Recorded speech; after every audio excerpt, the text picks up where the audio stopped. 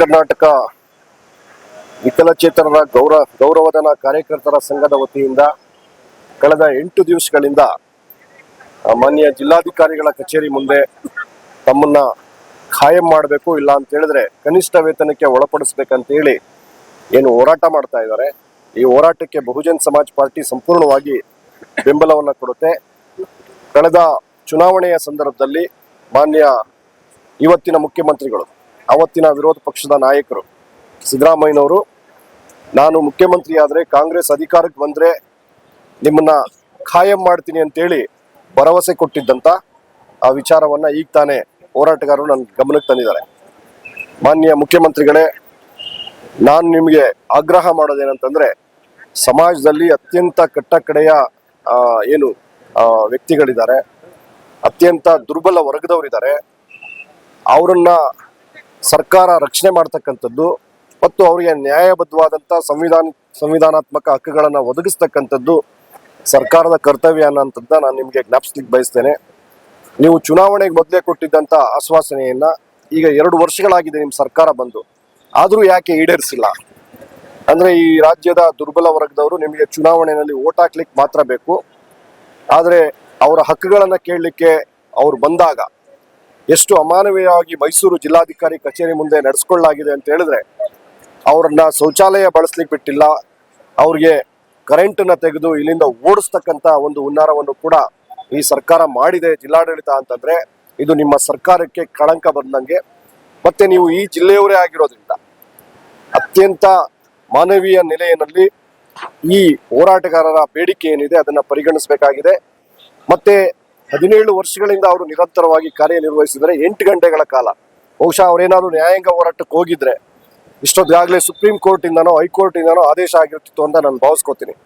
So ಇವರು ಕಾನೂನಾತ್ಮಕ ಹೋರಾಟ ಮಾಡಲಿಕ್ಕೂ ಆಗದೆ ಇರತಕ್ಕಂಥ ದುರ್ಬಲ ಸಮಾಜ ಆಗಿರೋದ್ರಿಂದ ನಾವು ಸಾಮಾಜಿಕ ನ್ಯಾಯಕ್ಕೆ ಬದ್ಧವಾಗಿದ್ದೀವಿ ಅನ್ನೋ ಅಂತ ಏನು ಆಶ್ವಾಸನೆಯನ್ನ ಕೊಡ್ತಿದ್ರೋ, ಮತ್ತೆ ಏನು 5 ಗ್ಯಾರಂಟಿಯನ್ನ ಕೊಟ್ಟಿದ್ದೀರಿ, ಆ ಗ್ಯಾರಂಟಿ ಜೊತೆಗೆ ಇದು ಒಂದು ಗ್ಯಾರಂಟಿ, ವಿಕಲಚೇತನರಿಗೆ ಪರ್ಮನೆಂಟ್ ಮಾಡೋದು ಕೂಡ, ಇದನ್ನು ಪರ್ಮನೆಂಟ್ ಮಾಡೋದು ಕೂಡ ಒಂದು ಗ್ಯಾರಂಟಿ ಅಂತೇಳಿ ನಿಮ್ಮ ಕರ್ತವ್ಯ ಅಂತ ತಿಳ್ಕೊಂಡು, ಸಾಂವಿಧಾನಿಕ ಕರ್ತವ್ಯ ಅಂತ ತಿಳ್ಕೊಂಡು ಇವ್ರನ್ನ ಖಾಯಂ ಮಾಡಬೇಕು. ನಿಮಗೆ ಖಾಯಂ ಮಾಡಲಿಕ್ಕೆ ತಕ್ಷಣಕ್ಕೆ ಸಾಧ್ಯ ಆಗಲಿಲ್ಲ ಅಂತ ಹೇಳಿದ್ರೆ ಇಮ್ಮಿಡಿಯೇಟ್ ಆಗಿ ಅವ್ರನ್ನ ಕನಿಷ್ಠ ವೇತನಕ್ಕೆ ಒಳಪಡಿಸಬೇಕು. ಈಗಾಗಲೇ 4 ಲಕ್ಷ ಕೋಟಿ ರೂಪಾಯಿ ಬಜೆಟ್ ಮಂಡಿಸಿದ್ರಿ. ಈಗ ನಾನು ಮಾಹಿತಿ ಪಡ್ಕೊಂಡಂಗೆ ಇನ್ನೊಂದು 35ರಿಂದ 40 ಕೋಟಿ ದುಡ್ಡನ್ನ ಕೊಟ್ಟರೆ ಇವ್ರನ್ನ ಕನಿಷ್ಠ ವೇತನಕ್ಕೆ ಒಳಪಡಿಸಬಹುದು ಅಂತ ಹೇಳ್ತಾ ಇದ್ದಾರೆ.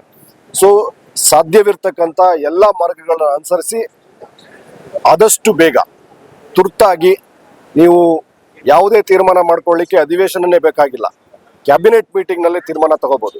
ಅತ್ಯಂತ ಅಸಹಾಯಕ ಒಂದು ವರ್ಗ ನಿಮ್ಮ ಮುಂದೆ ಇವತ್ತು ಬೇಡಿಕೆಯನ್ನ ಇಟ್ಟಿದೆ.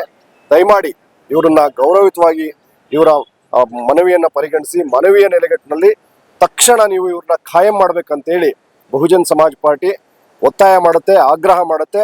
ಮತ್ತೆ ಈ ನೌಕರರ ಹಿತದೃಷ್ಟಿಯಿಂದ ಅತ್ಯಂತ ಮಾನವೀಯವಾಗಿ ನಾವು ಕೂಡ ನೀವು ಮನವಿಯನ್ನ ಮಾಡ್ಕೊಳ್ತಾ ಇದ್ದೀವಿ ಅಂತ ಹೇಳಿ ಈ ಸಂದರ್ಭದಲ್ಲಿ ತಮಗೆ ಹೇಳಲಿಕ್ಕೆ ಬಯಸ್ತೇನೆ. ಆದಷ್ಟು ಬೇಗ ಇವರ ಬೇಡಿಕೆಯನ್ನ ಈಡೇರಿಸಿ ಇವ್ರನ್ನ ದಯಮಾಡಿ ಗೌರವಯುತವಾಗಿ ಇವರು ಕೆಲಸ ಮಾಡ್ಲಿಕ್ಕೆ ಇವ್ರನ್ನ ಮತ್ತೆ ಅವರ ಕೆಲಸ ಮಾಡೋ ಜಾಗಕ್ಕೆ ಕಳಿಸ್ತಕ್ಕಂಥ ಕೆಲಸ ಮಾಡಬೇಕಾಗಿದೆ. ಇವರು ಧರಣಿ ಕೂತ್ಕೊಳ್ಳೋಷ್ಟು ನೀವು ಕಠಿಣವಾಗಿ ಆಗ್ಬಾರ್ದು.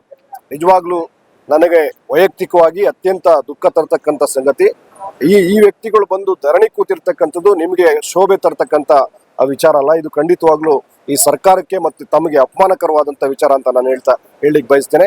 ತಕ್ಷಣ ಇವರ ಬೇಡಿಕೆಯನ್ನ ಈಡೇರಿಸಿ ಇವರು ಕೆಲಸದಲ್ಲಿ ನಿರಂತರವಾಗಿ ತೊಡಗಿಸ್ಕೊಳ್ಳಿಕ್ಕೆ ಅವಕಾಶ ಮಾಡಿಕೊಡಿ ಅಂತೇಳಿ ನನ್ನ ಮಾತುಗಳನ್ನ ಮುಗಿಸ್ತೇನೆ. Thank you very much. ಜೈ ಭೀಮ್.